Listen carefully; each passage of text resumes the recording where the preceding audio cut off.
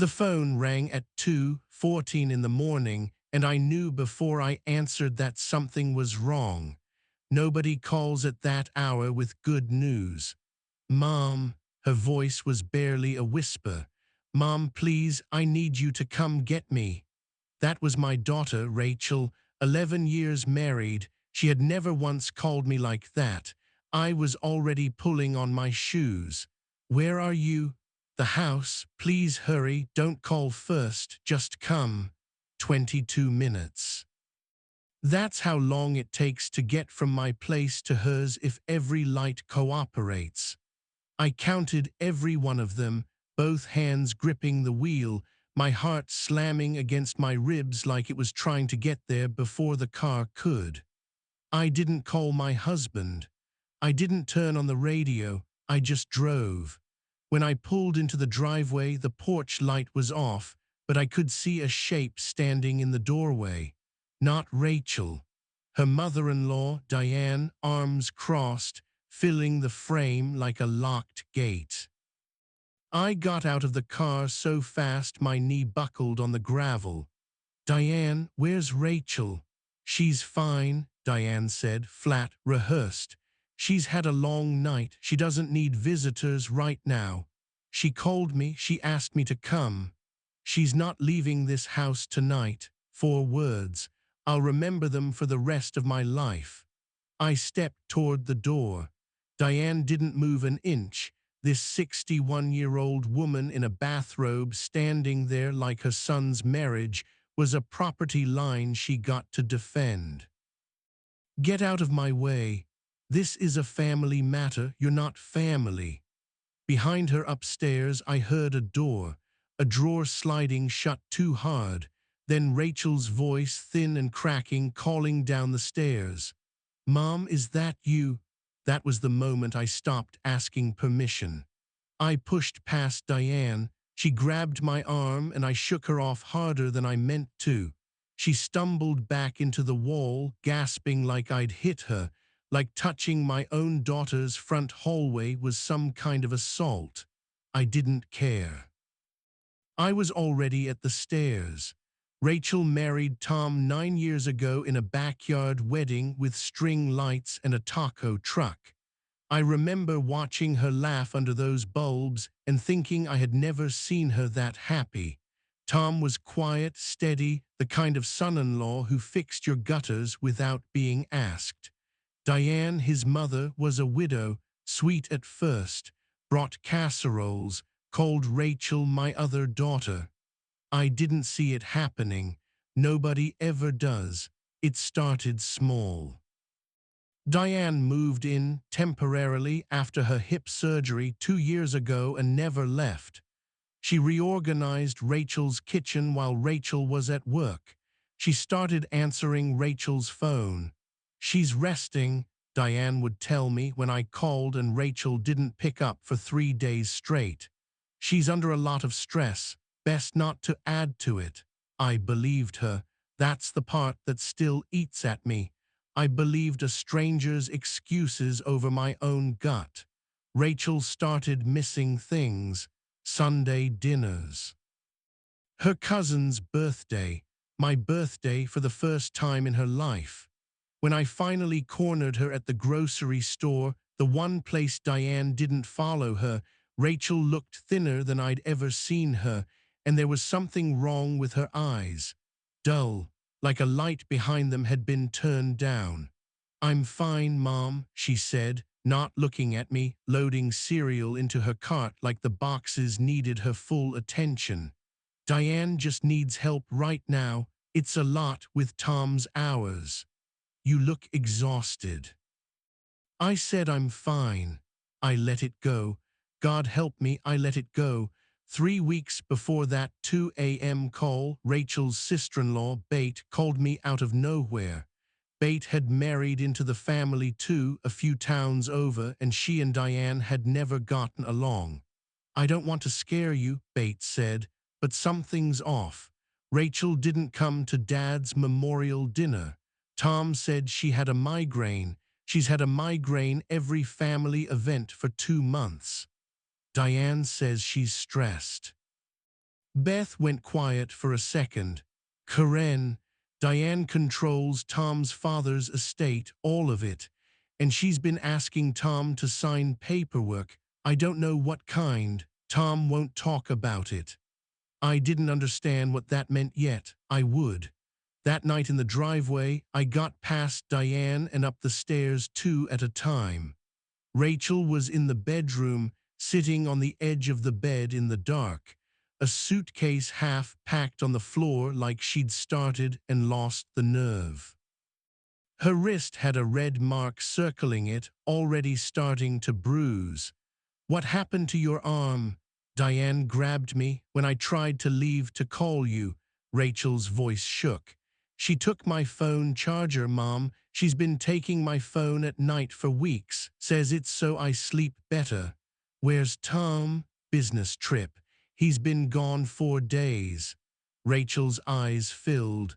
"Mom, I found something in her room. That's why she grabbed me." She reached under the mattress and pulled out a folder, and I want you to understand, this is the part where the ground shifted under me. Inside was a power of attorney document, dated 6 weeks earlier, with Rachel's signature on it. Rachel had never signed it. She didn't even recognize the notary stamp. "She's been forging my name," Rachel whispered, "on financial paperwork. I found 3 more like this. She's moving money out of our joint account into something called the Hartwell Family Trust." I looked it up. It's just her. She's the only trustee. Diane appeared in the doorway behind me, and her face had changed completely. The soft, casserole-carrying widow was gone. What replaced her was cold and precise. "Put that back, Rachel. You forged my name. I protected this family's assets from your mother's influence," Diane said, looking straight at me. "You think I don't know what you've been whispering to my son, that I'm too involved. I raised that boy alone. I am not losing this house because your daughter can't manage money." "There is no losing the house," Rachel said. "There was never a threat to the house. You made that up." Diane's jaw tightened. "You don't understand how the world works, sweetheart. Not everyone gets to be protected the way you were." That line told me everything. This was never about protecting anyone. This was about control, and Diane had spent 2 years quietly convincing my daughter that she couldn't survive without her. I called Tom right there at 2:40 in the morning. He picked up on the second ring, wide awake, which told me he wasn't sleeping either. "Your mother forged Rachel's signature on a power of attorney," I said. "She's moving money into a trust with only her name on it. Your wife has a bruise on her wrist. I need you to get on a plane." Silence. Then, quietly, "I knew about the trust." My stomach dropped. "I didn't know she forged anything," Tom said fast, like he needed me to hear that part first. "Mom told me she was setting up estate protection after Dad's stroke. She said Rachel had agreed to it. I should have asked Rachel myself. I should have asked a lot of things. I'm coming home tonight."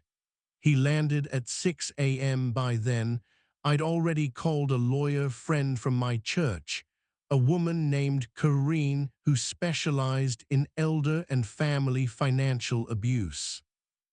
Forged power of attorney isn't a family disagreement. It's a felony. Diane didn't run. She didn't even seem worried, sitting at the kitchen table when Tom walked in, still in his travel clothes, jaw set in a way I'd never seen on him before. "Mom, explain the trust." "I did this for you," Diane said. "For your children someday. She was never going to protect this family the way I would. You forged her signature.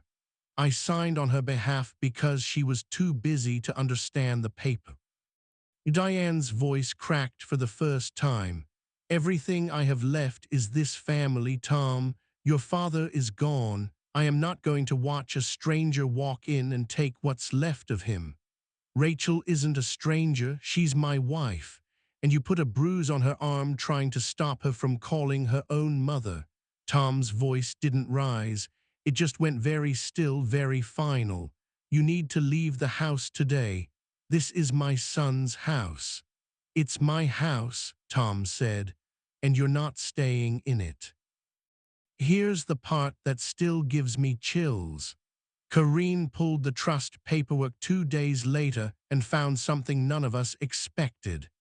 Diane hadn't just forged Rachel's signature. She'd forged her late husband's signature too, on an amendment to his will 6 months before he died, quietly cutting Tom's inheritance from the estate down to almost nothing and routing the bulk of it into that same trust, the one only she controlled. She'd been doing this for years. Rachel was never the first target. She was just the most recent one. Tom sat with that folder in his hands for a long time and didn't say a word. Then he called a second lawyer, one who handled estate fraud specifically, and he filed to have the trust frozen and investigated. It took 4 months. Diane hired an attorney who tried to argue diminished capacity, then tried to argue Rachel had consented all along, then tried to argue the whole thing was a misunderstanding between women who'd simply never gotten along. None of it held up against a notary who admitted, under pressure, that Diane had paid her $200 to stamp documents she never actually witnessed being signed. Diane was charged with forgery and financial exploitation. She took a plea deal. No jail time, since it was a first offense, and she was 61, but 5 years probation, a permanent restraining order that kept her out of Tom and Rachel's home, and a court order returning every cent she'd moved, plus what was left of her late husband's actual estate, split the way his real will had intended before she rewrote it.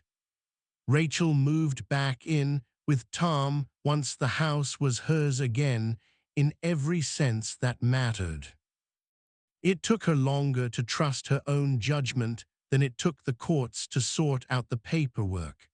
For a while she apologized constantly for missing dinners, for believing Diane over her own family, for not calling sooner. I told her the same thing every time. You called me at 2 a.m. That's not weakness. That's the moment you started fighting back. Diane still lives 2 towns over. She sends Tom a Christmas card every year, signed only with her name, no note. He doesn't respond. Some doors, once you understand what was standing behind them, don't get reopened. Rachel and I have Sunday dinner every week now, no exceptions. Last month she brought over a folder of her own, divorce paperwork this time, but not hers. She'd been quietly helping Bates' cousin get out of a similar situation with her own in-laws, using everything Karine had taught us. Funny how it works, Rachel said, setting the table. The thing that almost destroyed us taught me exactly how to save someone else. I think about that drive a lot. 22 minutes, every red light, my daughter's voice cracking on the phone.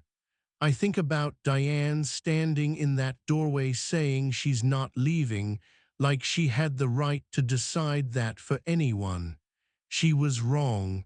My daughter left, and she never looked back.